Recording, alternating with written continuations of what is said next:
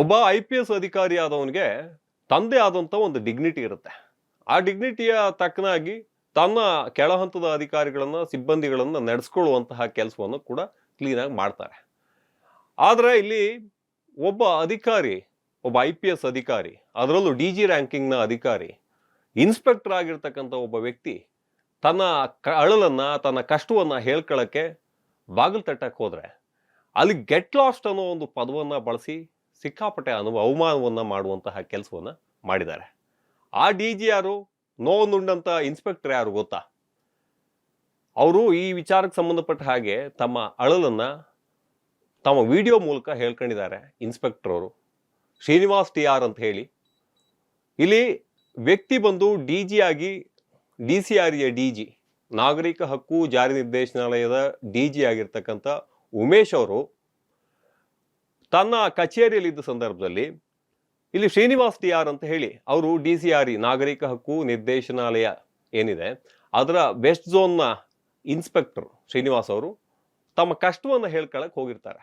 ಈ ಸಂದರ್ಭದಲ್ಲಿ ಉಮೇಶ್ ಅವರು ಯಾವ ರೀತಿಯಾಗಿ ಹೇಳಿದ್ರು, ಯಾವ ರೀತಿಯಾಗಿ ಶ್ರೀನಿವಾಸ್ ಅವರನ್ನ ನಡೆಸ್ಕೊಂಡ್ರು, ಗೆಟ್ ಲಾಸ್ಟ್ ಅನ್ನೋ ಒಂದು ಪದವನ್ನ ಬಳಸಿದ್ರು ಅಂತ ಹೇಳಿ ಶ್ರೀನಿವಾಸ್ ಅವರು ಹೇಳಿದ್ದಾರೆ. ಅದಕ್ಕೆ ಶ್ರೀನಿವಾಸ್ ಅವರು ಯಾವ ರೀತಿಯಾಗಿ ತಮ್ಮ ಪ್ರತಿಕ್ರಿಯೆಯನ್ನ ಹೊರ ಹಾಕಿದ್ರು ನೋಡ್ಕೊಂಡು ಬರೋಣ ಬನ್ನಿ. ಉಮೇಶ್ ಕುಮಾರ್ ಸರ್ಗೆ ಕಚೇರಿಗೆ ಹೋಗೋದು ನಾನು ನೋಡಿ ಕೈ ಮುಗಿದು ಕೇಳ್ತೀನಿ. ಒಬ್ಬ ಇನ್ಸ್ಪೆಕ್ಟರ್ ಆಗಿ ನನ್ನ ಗಮನಕ್ಕೆ ಬರ್ದಿರ್ತಕ್ಕಂಥ ನೇರವಾಗಿ ಹೇಳಿದ್ದೀನಿ. ಮಾನ್ಯ SP ಸಾಹೇಬ್ರೆ, ನಾನು ಕೇಳ್ತಾ ಇರೋದು ಇಷ್ಟೇ, ತಮಗೆ ನಾನು DG ಸಾಹೇಬ್ನ ಹೋಗಿ ಭೇಟಿ ಮಾಡಕ್ಕೆ ಹೋಗಿದ್ದೆ, ಆಗಿಲ್ಲ. ಮತ್ತು ಇವರು ಯಾರು ಅಲ್ಲಿ ನಾನು ಸಕಾಲಕ್ಕೆ ನಾನು ಇದನ್ನು ಮುಟ್ಟಕ್ಕಾಗಲ್ಲ. ಮತ್ತು ಅಲ್ಲಿ ಹೋಗೋದು, ಕಚೇರಿಗೆ ಹೋಗೋದು, ಉಮೇಶ್ ಕುಮಾರ್ ಸರ್ಗೆ ಕಚೇರಿಗೆ ಹೋಗೋದು, ಅವ್ರು ಗೆಟ್ ಔಟ್ ಅನ್ನೋದು ಬೇಡ. ನನಗೆ 2-3 ಸಲ ಅನುಭವ ಆಗಿದೆ. ಗೆಟ್ ಔಟ್ ಅಂತಾರೆ. ಏನು ಬ್ರಿಟಿಷರ ಆಡಳಿತ ಈ ಪದ್ಧತಿ ಇನ್ನೂ ಇದೆ ಅಂತ ಹೇಳಿದ್ರೆ ಗೆಟ್ ಔಟ್ ಅಂತಾರೆ. ನಾವು ಅಷ್ಟೇ ನೇರ ನೇಮಕಾತಿ ಬಂದಿರತಕ್ಕಂಥ ಸ್ಪರ್ಧಾತ್ಮಕ ಪರೀಕ್ಷೆಯಲ್ಲಿ ನೇರ ನೇಮಕಾತಿಯಾಗಿ ನಾನು ಸಾಮಾನ್ಯ ವರ್ಗದ ಅಡಿಯಲ್ಲಿ ಆಯ್ಕೆಯಾಗಿ ಬಂದಿರತಕ್ಕಂಥವ್ನು ನಾನು, ಆಯಿತಾ.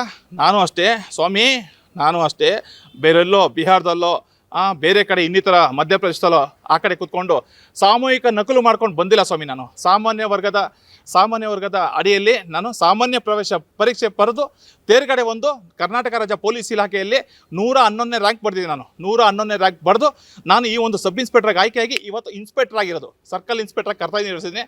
ದಯವಿಟ್ಟು ಕೆಳ ಹಂತದ ಅಧಿಕಾರಿಗಳಿಗೆ ತಾವು ಗೌರವ ಕೊಡಬೇಕು. ಗೆಟ್ ಔಟ್ ಅನ್ನೋ ಪದ ದಯವಿಟ್ಟು ಹೇಳ್ತೀನಿ, ಪದ ಬಳಸಬೇಡ್ದು. ನಾನು ನೋಡಿ ಕೈ ಮುಗಿದು ಕೇಳ್ತೀನಿ, ಒಬ್ಬ ಇನ್ಸ್ಪೆಕ್ಟರ್ ಆಗಿ ಈ ರೀತಿ ಅನರ್ಹ ಪದಗಳನ್ನ ಬಳಸಬಾರ್ದು. ಮತ್ತು ಕಾನೂನು ಮತ್ತು ಸುವ್ಯವಸ್ಥೆಗೆ ಯಾವುದೇ ಕಾರಣಕ್ಕೂ ಧಕ್ಕೆ ತರಕ್ಕೆ ಹೋಗಬೇಡಿ ಅಂತ ನಾನು ತಮ್ಮ ಹತ್ರ ಕೇಳ್ಕೊತೀನಿ. ಮಾನ್ಯ SP ಕಾಶಿ ಸಾಹೇಬ್ರಿಗೆ ಹೇಳ್ತಾ ಇದ್ದೀನಿ ನಾನು. ನಮ್ಮ ಉತ್ತರಾಧಿಕಾರಿ ಕಾಶಿ ಸಾಹೇಬರು SP ಅವರು ನಮ್ಮ ಬೆಂಗಳೂರು ನಗರ ಜಿಲ್ಲೆ, ನಮ್ಮ ಬೆಂಗಳೂರು ನಗರ, ಇವ್ರು ಏನು ನಮ್ಮ ಒಂದು ಇದು ಮಾಡಿದ್ದೋ ದಯವಿಟ್ಟು ಹಿರಿಯ ಅಧಿಕಾರಿಗಳಿಗೆ, ಗೃಹ ಮಂತ್ರಿಗಳು ಕಳಿಸ್ಬೋದು, ತಾವು ಮುಖ್ಯಮಂತ್ರಿಗಳು ಕಳಿಸ್ಬೋದು, ಮತ್ತು ಮಾನ್ಯ DG ಉಮೇಶ್ ಕುಮಾರ್ ಸರ್ಗೆ ಮತ್ತು ಸಲೀಂ ಸರ್ಗೆ ಮತ್ತು ನಮ್ಮ ಕಾನೂನು ಮತ್ತು ಸುವ್ಯವಸ್ಥೆ ಇರ್ತಕ್ಕಂಥ ಎಲ್ಲರೂ ಕಳಿಸ್ಬೇಕು ಅಂತ ನನ್ನ ಈ ಒಂದು ಪ್ರಾರ್ಥನೆ. ನನ್ನ ನೇರವಾದ ಮಾತುಗಳಿಂದ ತಮಗೆ ಈ ವಿಡಿಯೋ ಚಿತ್ರೀಕರಣ ಮಾಡಿ ಕಳಿಸ್ತಾ ಇದ್ದೀನಿ ಸರ್. ಇದರಲ್ಲೇನು ಬೇರೆ ಭಾವ ಇಲ್ಲ. ನಮಸ್ಕಾರ ಸರ್. ಇಲ್ಲಿ ಇನ್ಸ್ಪೆಕ್ಟರ್ ಶ್ರೀನಿವಾಸ್ TR ಅವ್ರಿಗೆ ನಿಜವಾಗ್ಲೂ ನೋವಾಗಿದೆ ಅಂತ ಹೇಳಿದ್ರೆ, ಈ ಹಿಂದೆ ಒಂದು 10ರಿಂದ 18 ಕೇಸ್ಗಳನ್ನ ಚಾರ್ಜ್ ಶೀಟ್ ಮಾಡುವಂತಹ ಕೆಲಸಗಳನ್ನು ಮಾಡಿದ್ದಾರೆ. ನಾಗರಿಕ ಹಕ್ಕು ಜಾರಿ ನಿರ್ದೇಶನಾಲಯದಲ್ಲಿ ಹೆಂಗಿರುತ್ತೆ ಕೇಸು ಅಂತ ಹೇಳಿದ್ರೆ, ಬೇರೆ ಬೇರೆ ಭಾಗದಲ್ಲಿ ಬೇರೆ ಬೇರೆ ಸಬ್ ಡಿವಿಷನ್ನಲ್ಲಿ ಯಾವ್ಯಾವ ಈ ಒಂದು ಏನು ಜಾತಿ ನಿಂದನೆ ಅಥವಾ ಅಟ್ರಾಸಿಟಿ ಕೇಸ್ ಏನಂತಾರೆ ಆ ಕೇಸ್ ಬಂತು ಅಂತ ಹೇಳಿದ್ರೆ ಅದೆಲ್ಲವೂ ಕೂಡ DCRಗೆ ಅಲ್ಲಿ ಹೋಗುತ್ತೆ. ಅಲ್ಲಿ DCRಯ ಇನ್ಸ್ಪೆಕ್ಟರ್ಗಳು ಮತ್ತು DYSPಗಳು ಇದನ್ನ ಹ್ಯಾಂಡಲ್ ಮಾಡುವಂತಹ ಕೆಲಸಗಳನ್ನ ಮಾಡ್ತಾರೆ. ದಲಿತರಿಗೆ ನ್ಯಾಯ ಸಿಗಲಿ ಅನ್ನೋ ಕಾರಣಕ್ಕೋಸ್ಕರ ಅಲ್ಲಿ ಇನ್ವೆಸ್ಟಿಗೇಷನ್ ಶುರು ಆಗುತ್ತೆ. ಇತ್ತೀಚೆಗಂತೂ DCRಗೆ ತಾನು ಮುಂದೆ ಹೋಗ್ತೀನಿ ಅನ್ನೋ ಲೆಕ್ಕಾಚಾರಕ್ಕೆ ಸಾಕಷ್ಟು ಅಧಿಕಾರಿಗಳು ಹೋಗ್ತಾರೆ. ಅಂದ್ರೆ ಇಲ್ಲಿ ಲ್ಯಾಂಡ್ ಕೇಸ್ನಲ್ಲಿ ಜೊತೆ ಈ ಅಟ್ರಾಸಿಟಿಗೆ ಜಾತಿ ನಿಂದನೆ ಕೇಸು ಕೂಡ ಬಂದಿರುತ್ತೆ. ಇಲ್ಲಿ ಬಡ ಬಗ್ರು ಯಾರಿರ್ತಾರೆ ಅಂಥವ್ರನ್ನ ತುಳಿದು ಬದುಕುವಂತಹ ಕೆಲಸವನ್ನ ಕೆಲ ವ್ಯಕ್ತಿಗಳು ಮಾಡ್ತಾರೆ. ದಲಿತರನ್ನ ತುಳಿದು ಬದುಕುವಂತಹ ಕೆಲಸಗಳನ್ನು ಕೂಡ ಮಾಡಲಾಗುತ್ತೆ. ಆ ಕಾರಣಕ್ಕೋಸ್ಕರ ಆ ಒಂದು ಕೇಸ್ಗಳನ್ನ ನೇರವಾಗಿ DCRE ಅವರೇ ಹ್ಯಾಂಡಲ್ ಮಾಡೋದಕ್ಕೆ ಮುಂದಾಗ್ತಾರೆ.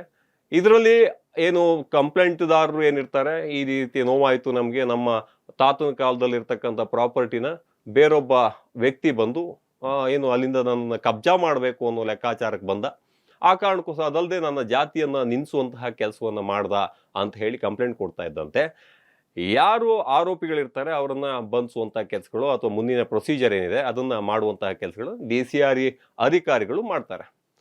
ಇಲ್ಲಿಗ DCREಯಲ್ಲಿ ದೊಡ್ಡದೊಂದು ಅಲಿಗಳೇ ಎದ್ದಿದೆ. ಅಂದರೆ ತಮಗೆ ಬೇಕಾದಂತಹ ವ್ಯಕ್ತಿಗಳನ್ನು ಕರ್ಕೊಂಡು ಬಂದು ಆ ಒಂದು ಅಧಿಕಾರಕ್ಕೆ ಹಾಕ್ಕೊಳ್ಳುವಂತಹ ಕೆಲಸಗಳನ್ನು ಮಾಡಲಾಗ್ತಾ ಇದೆ ಅಂತ ಹೇಳಿ ಶ್ರೀನಿವಾಸ್ TR ಅವರು ಇನ್ಸ್ಪೆಕ್ಟರ್ ಏನಿದ್ದಾರೆ ಈಗ ಜೋರಾಗಿ ಹೇಳೋದಕ್ಕೆ ಶುರುವಾಗಿದ್ದಾರೆ. ಅಂದರೆ ಈ ರೀತಿಯ ಸಮಸ್ಯೆಗಳಾಗ್ತಾ ಇದೆ, ನಾನು ದಲಿತ ಅನ್ನೋ ಕಾರಣಕ್ಕೋಸ್ಕರ ಈ ರೀತಿಯಾಗಿ SP ಕರಿಬಸವನಗೌಡರು ಹಾಗೆ ಇನ್ನೊಬ್ಬ DYSP ಆಗಿರ್ತಕ್ಕಂಥ ಮಹೇಶ್ವರ ಗೌಡ ಅಂತ ಏನಿದ್ದಾರೆ ಇವರಿಬ್ರು ಕೂಡ ಸೇರ್ಕೊಂಡು ನನ್ನನ್ನು ತುಳಿಬೇಕು ಅಂತ ಇದ್ದಾರೆ. ದಲಿತ ಅಂತ ಹೇಳಿ ನೋಡ್ದೇನೆ, ಅಧಿಕಾರಿ ಅನ್ನೋ ಒಂದು ಮರ್ಯಾದೆನೂ ಕೊಡ್ದೇನೆ, ತನ್ನನ್ನು ಯಾವ ರೀತಿಯಾಗಿ ಕಿರುಕುಳ ಕೊಡಬೇಕು ಆ ರೀತಿ ಕಿರುಕುಳ ಕೊಟ್ಟು ತನ್ನನ್ನು ಇಲ್ಲಿಂದ ಓಡಿಸ್ಬೇಕು ಅನ್ನೋ ಲೆಕ್ಕಾಚಾರಕ್ಕೆ ಮುಂದಾಗಿದ್ದಾರೆ ಅಂತ ಕಳೆದ 3-4 ದಿನಗಳ ಹಿಂದೆ ಒಂದು ವಿಡಿಯೋ ಮಾಡಿ ಹರಿಬಿಡುವಂತಹ ಕೆಲಸವನ್ನು ಶ್ರೀನಿವಾಸ್ ಅವರು ಮಾಡಿದ್ರು.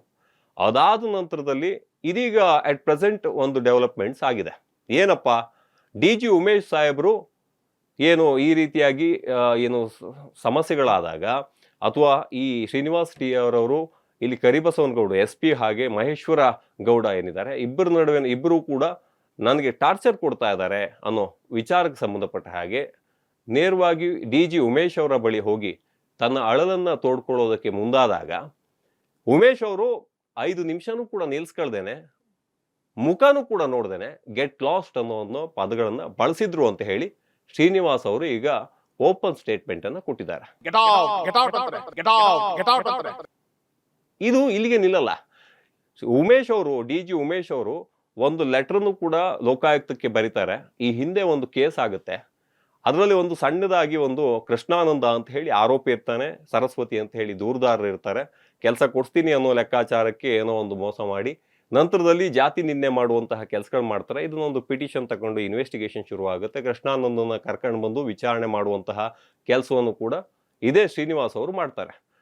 ಇದೇ ವಿಚಾರಕ್ಕೆ ಸಂಬಂಧಪಟ್ಟ ಹಾಗೆ ಅಪೋಸಿಟ್ ಅವ್ರ ಜೊತೆ ಸೇರ್ಕೊಂಡು ಕರಿಬಸವನಗೌಡರು ಹಾಗೆ ಉಳಿದಿರ್ತಕ್ಕಂಥ DYSP ಮಹೇಶ್ವರ ಗೌಡ ಇಬ್ಬರು ಕೂಡ ಸೇರ್ಕೊಂಡು ಈ ಕೇಸನ್ನ ಹ್ಯಾಂಡಲ್ ಮಾಡಬೇಕು ಅಂತ ಹೋಗಿ ಶ್ರೀನಿವಾಸ್ TR ಅವ್ರನ್ನ ದೂರ ಸರಿಸುವಂತಹ ಕೆಲಸಗಳು ಮತ್ತೆ ಅವ್ರ ಮೇಲೆ ಕೆಲ ಆರೋಪಗಳನ್ನು ಹೊರಿಸಿ ಮೇಲಾಧಿಕಾರಿಗಳಿಗೆ ತಿಳಿಸುವಂತಹ ಕೆಲಸಗಳು ಮಾಡ್ತಾರೆ. ಅದೇ ವಿಚಾರಕ್ಕೆ ಸಂಬಂಧಪಟ್ಟ ಹಾಗೆ DG ಉಮೇಶ್ ಅವರು ಲೋಕಾಯುಕ್ತಕ್ಕೆ ಇವರು ಅಪೋಸಿಟ್ ಆರೋಪಿ ಇದ್ದಾನೆ ಕೃಷ್ಣಾನಂದ, ಆತನಿಂದ ಹಣವನ್ನ ಪೀಕ್ತಾ ಇದ್ದಾರೆ, ಇದಕ್ಕೆ ಸಂಬಂಧಪಟ್ಟ ಹಾಗೆ ಕೆಲ ದಾಖಲೆಗಳಿದ್ದಾವೆ, ಇನ್ವೆಸ್ಟಿಗೇಷನ್ ಮಾಡಿ ಅಂತ ಲೋಕಾಯುಕ್ತಕ್ಕೆ ಒಂದು ಲೆಟರ್ ಬರೆಯುವಂತಹ ಕೆಲಸಗಳನ್ನು ಮಾಡಿದ್ದಾರೆ. ಅದಲ್ಲದೆ ಉಳಿದಂತೆ ಈಗ KITಯಲ್ಲಿ ಈ ವಿಚಾರಕ್ಕೆ ಸಂಬಂಧಪಟ್ಟ ಹಾಗೆ ಈ ಹಿಂದೆನೆ ಶ್ರೀನಿವಾಸ್ TR ಇನ್ಸ್ಪೆಕ್ಟರ್ ಏನಿರ್ತಾರೆ ಬೆಂಗಳೂರು ಸಿಟಿಯಲ್ಲೇ ತಾನು ಮುಂದುವರಿಬೇಕು, ತಾನು ಇರಬೇಕು, DCRಯಲ್ಲೇ ಇನ್ಸ್ಪೆಕ್ಟರ್ ಆಗಿರಬೇಕು, ಯಾರೇ ತುಳಿಲಿ ಏನೇ ಮಾಡಲಿ ನಾನು ಇದೇ ಒಂದು ಪೋಸ್ಟ್ನಲ್ಲಿ 2 ವರ್ಷದ ಕಾಲ ಇರ್ತೀನಿ ಅಂತ ಹೇಳಿ ಹೋರಾಟವನ್ನು ಏಕಾಂಗಿಯಾಗಿ ಮಾಡ್ತಾ ಇದ್ದಾರೆ. ಆ ಏಕಾಂಗಿಯಾಗಿ ಹೋರಾಟವನ್ನು ಮಾಡ್ತಾ ಇದ್ದ ಸಂದರ್ಭದಲ್ಲೇ ಇದೀಗ ಮತ್ತೊಂದು KITಯಲ್ಲೂ ಕೂಡ ಈಗ ಅಟ್ ಪ್ರೆಸೆಂಟ್ ಅವರೊಂದು ಕೇಸನ್ನು ನಡೆಸ್ತಾ ಇದ್ದಾರೆ. ಅಂದರೆ KITಯಲ್ಲಿ ಯಾವುದೇ ಕಾರಣಕ್ಕೂ ಕೂಡ ಈಗ ಅಟ್ ಪ್ರೆಸೆಂಟ್ ಇಲ್ಲಿಂದ ಟ್ರಾನ್ಸ್ಫರ್ ಆಗದೆ ಇರೋ ರೀತಿಯಲ್ಲಿ ಒಂದು ತಡೆ ಹಿಡಿಯುವಂತಹ ಕೆಲಸವನ್ನು ಅಲ್ಲಿ KIT ಅವರೇ ಕೊಟ್ಟಿದ್ದಾರೆ. ಇದು ಯಥಾಸ್ಥಿತಿಯನ್ನು ಕಾಪಾಡಿ ಏಪ್ರಿಲ್ 29ನೇ ತಾರೀಕಿಗೆ ಒಂದು ಆದೇಶ ಇದೆ, ಅಲ್ಲಿವರೆಗೂ ಕೂಡ ಯಾವುದೇ ಒಂದು ಬದಲಾವಣೆಗಳು ಮಾಡಬೇಡಿ ಅಂತ ಹೇಳಿ KITನೇ ತಿಳಿಸಿದೆ. ಆದರೆ ಅಷ್ಟರ ಒಳಗಡೆ ಉಮೇಶ್ ಅವರು ಮೇಲ್ಗಡೆ ಇರ್ತಕ್ಕಂಥ ಅಧಿಕಾರಿಗಳು ಅಥವಾ ಅವರ ಸಬಾರ್ಡಿನೇಟ್ಸ್ ಏನಿರ್ತಾರೆ ಕರಿಬಸವನಗೌಡರು ಅಥವಾ ಬೇರೆ ಯಾರೋ ವ್ಯಕ್ತಿಯೋ ನೇರವಾಗಿ ಹೇಳಿದಕ್ಕೋಸ್ಕರ ಶ್ರೀನಿವಾಸ್ TR ಅವ್ರನ್ನ ಈಗ ಕೇಂದ್ರ ಕಚೇರಿಗೆ ವರ್ಗಾವಣೆ ಮಾಡಿ ಒಂದು ಆದೇಶವನ್ನು ಕೊಟ್ಟಿದ್ದಾರೆ. ಇಲ್ಲಿ KIT ಆರ್ಡರ್ ಬಂದ ಮೇಲೆ ಈಗ 29ಕ್ಕೆ ಒಂದು ಆದೇಶ ಬರಬೇಕು, ಅದಕ್ಕಿಂತ ಮುಂಚೆ ಯಥಾಸ್ಥಿತಿಯನ್ನ ಕಾಪಾಡಿ ಅಂತ ಹೇಳಿ KITನೇ ಹೇಳಿದೆ ಅಂದಮೇಲೆ ಇವರು ನೇರವಾಗಿ ಉಮೇಶ್ ಅವರು ಟ್ರಾನ್ಸ್ಫರ್ ಮಾಡೋದಕ್ಕೆ ಬರೋದಿಲ್ಲ. ಇದು ಪದೇ ಪದೇ ಟಾರ್ಚರ್ಗಳು ಹೆಚ್ಚಾಗ್ತಾ ಇದೆ.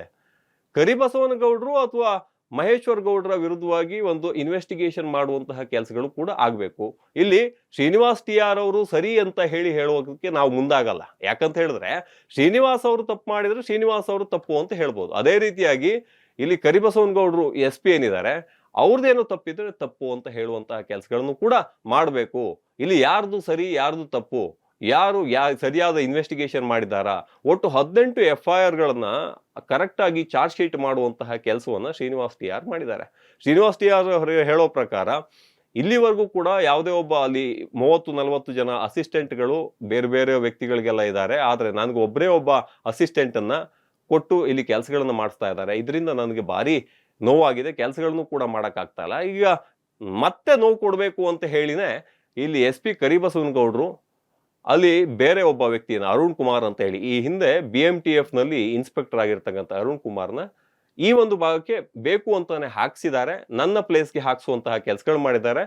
BMTF ನಲ್ಲಿ ಈ ಹಿಂದೆ ಲೋಕಾಯುಕ್ತದಲ್ಲಿ ಅರುಣ್ ಕುಮಾರ್ ಮೇಲೆ ಟ್ರ್ಯಾಪ್ ಆಗುವಂಥದ್ದು, ಯಾರೋ ಹತ್ರ ಹಣವನ್ನ ಪಡೆಯುವಾಗ ಟ್ರ್ಯಾಪ್ ಆಗಿ ಇಷ್ಟು ದಿವಸ ಹೊರಗಡೆ ಇದ್ಕೊಂಡು ಈಗ ನೇರವಾಗಿ DCRE ಸೆಲ್ಗೆ ಬಂದು ಸೇರ್ಕೊಂಡಿದ್ದಾರೆ. ಅದು ಶ್ರೀನಿವಾಸ್ ಅವ್ರ ಪೋಸ್ಟ್ಗೆ. ಈಗ ಶ್ರೀನಿವಾಸ್ ಅವ್ರಿಗೆ ಎಲ್ಲಿ ಹೋಗ್ಬೇಕು, ಏನ್ ಮಾಡಬೇಕು, ಮುಂದೇನು ಅನ್ನೋದು ಪ್ರಶ್ನೆಯಾಗಿ ಕಾಡ್ತಾ ಇದೆ. DCRನ DG ಉಮೇಶ್ ಅವ್ರ ಬಳಿ ಹೋಗಿ ಸರ್ ಕರಿಬಸವನಗೌಡರು ಮತ್ತೆ ಮಹೇಶ್ವರ ಗೌಡ ಇಬ್ರು ಕೂಡ ಸೇರ್ಕೊಂಡು ಈ ರೀತಿಯಾಗಿ ಟಾರ್ಚರ್ ಕೊಡ್ತಾ ಇದ್ದಾರೆ, ಸಮಸ್ಯೆಗಳನ್ನು ಮಾಡ್ತಾ ಇದ್ದಾರೆ. ನನ್ನ ಅಳಲನ್ನ ಪರಿಶೀಲಿಸಿ, ನನ್ನ ಅರಳಿಗೆ ಒಂಚೂರು ನೀವು ಒಂದು ಸೊಪ್ಪು ಹಾಕುವಂತಹ ಕೆಲಸಗಳನ್ನು ಮಾಡಿ, ದಯಮಾಡಿ ನನಗೊಂದು ನ್ಯಾಯ ಒದಗಿಸಿ ಅಂತ ಹೇಳಿ ಕೇಳ್ಕೊಂಡ್ರೆ ಗೆಟ್ ಲಾಸ್ಟ್ ಅನ್ನುವಂತಹ ಪದಗಳನ್ನು ಬಳಸ್ತಾ ಇದ್ದಾರೆ. ನಾನು ಕಾನೂನು ರೀತಿಯಲ್ಲಿ ಹೋರಾಟ ಮಾಡ್ತೀನಿ, ಯಾವುದೇ ಕಾರಣಕ್ಕೂ ಕೂಡ ಯಾರಿಗೂ ತಲೆಬಾಗಲ್ಲ. ಒಬ್ಬ DG ಆದವನು ಈ ರೀತಿಯಾಗಿ ಸಮಸ್ಯೆಗಳನ್ನು ಮಾಡ್ತಾ ಇದ್ದಾನೆ ಅಥವಾ ತನ್ನ ಕಷ್ಟವನ್ನ ಕೇಳ್ತಾ ಇಲ್ಲ ಅಂತ ಹೇಳಿದ್ರೆ ಇದ್ರ ಬಗ್ಗೆ ನಾನು ಕಾನೂನು ರೀತಿಯಲ್ಲಿ ಎಲ್ಲಾ ರೀತಿಯಲ್ಲೂ ಹೋರಾಟ ಮಾಡಬೇಕು ಅಂತ ಹೇಳಿ ಮುಂದಾಗಿದ್ದೀನಿ ಅಂತ ಶ್ರೀನಿವಾಸ್ ಹೇಳ್ತಾ ಇದ್ದಾರೆ. ಇದೇ ರೀತಿಯಾಗಿ ದಲಿತರಿಗೆ ಅಥವಾ ಯಾವುದೋ ಒಂದು ಅಧಿಕಾರಿಗೆ ಈ ರೀತಿಯಾದಂಥ ಸಮಸ್ಯೆಗಳಾಗ್ತಾ ಇದೆ ಅಂತ ಹೇಳಿದ್ರೆ ಅದನ್ನ ಕೇಳುವಂತಹ ಒಂದು ವ್ಯವಧಾನ ಒಳಗಡೆ ಉಮೇಶ್ ಸಾಹೇಬ್ರಿಗೆ ಇರಬೇಕಿತ್ತು. ಆದರೆ ಉಮೇಶ್ ಸಾಹೇಬ್ರು ಇದು ಯಾವುದನ್ನು ಕೂಡ ನೋಡ್ಕೊಳ್ದೇನೆ ಅವ್ರ ಮೇಲೆ ಇನ್ವೆಸ್ಟಿಗೇಷನ್, ಶ್ರೀನಿವಾಸ್ ಅವ್ರ ಮೇಲೆ ಇನ್ವೆಸ್ಟಿಗೇಷನ್ನು, ಅದೇ ರೀತಿಯಾಗಿ ಇಲ್ಲಿಂದ ಆದೇಶವನ್ನು ಅಂದರೆ ಟ್ರಾನ್ಸ್ಫರ್ ಮಾಡುವಂತಹ ಕೆಲಸವನ್ನು ಮಾಡ್ತಾ ಇದ್ದಾರೆ. ಇದು ಎಷ್ಟರ ಮಟ್ಟಿಗೆ ಸರಿ? ಇದಕ್ಕೆ ಫುಲ್ ಸ್ಟಾಪ್ ಇಡುವಂತಹ ಕೆಲಸ ಆಗಬೇಕು. ಉಮೇಶ್ ಸಾಹೇಬರು ಯಾರ್ದು ಸರಿ ಯಾರ್ದು ತಪ್ಪು ಅನ್ನೋದ್ರ ಬಗ್ಗೆ ಒಂದು ಡಿಪಾರ್ಟ್ಮೆಂಟ್ ಎನ್ಕ್ವೈರಿ ಕರಿಬೇಕು. ಅದಾದ ಮೇಲೆ ಯಾರು ತಪ್ಪಿದೆ, ಶ್ರೀನಿವಾಸ್ TR ತಪ್ಪಿದ್ರೆ ಶ್ರೀನಿವಾಸ್ TRದೇ ತಪ್ಪು ಅಂತ ಹೇಳಿ, ಉಳಿದಿದ್ದ ಇದಕ್ಕೆ ಮಸ್ಲತ್ ಏನಾದ್ರು ಮಾಡಿದ್ದಾರೆ ಈ ಹಳೆ ಕೇಸಲ್ಲಿ ಯಾರಾದರೂ ಇದಕ್ಕೆ ಶಾಮೀಲಾಗಿ SP ಕರಿಬಸವನಗೌಡರು ಇರ್ಬೋದು ಅಥವಾ ಬೇರೆಯವರೇ ಇರ್ಬೋದು, ಯಾರೇ ಇದ್ರೂ ಕೂಡ ಅವ್ರ ವಿರುದ್ಧವಾದ ಶಿಸ್ತಿನ ಕ್ರಮಗಳನ್ನು ತೆಗೆದುಕೊಳ್ಳುವಂತಹ ಕೆಲಸಗಳು ಮಾಡಬೇಕು. ಇಲ್ಲದೆ ಹೋದ್ರೆ ಯಾರ್ಯಾರೋ ವ್ಯಕ್ತಿಗಳು, ಕೆಳ ಹಂತದ ವ್ಯಕ್ತಿಗಳಿಗೆ ನೋವುಂಟು ಮಾಡುವಂತಹ ಕೆಲಸಗಳು ಪದೇ ಪದೇ ಆಗುತ್ತೆ. ಅದನ್ನ ತಡೆಯುವಂತಹ ಕೆಲಸಗಳನ್ನ ಉಮೇಶ್ ಅವರು ಮಾಡಲೇಬೇಕಾಗತ್ತೆ. ಇಲ್ಲ ಅಂತ ಹೇಳಿದ್ರೆ ಮುಂದಿನ ದಿನಗಳಲ್ಲಿ ಮುಂದಾಗುವಂತಹ ಅವಘಡಗಳಿಗೆ ನೇರವಾಗಿ DG ಉಮೇಶ್ ಅವರೇ ಹೊಣೆಗಾರರಾಗ್ತಾರೆ.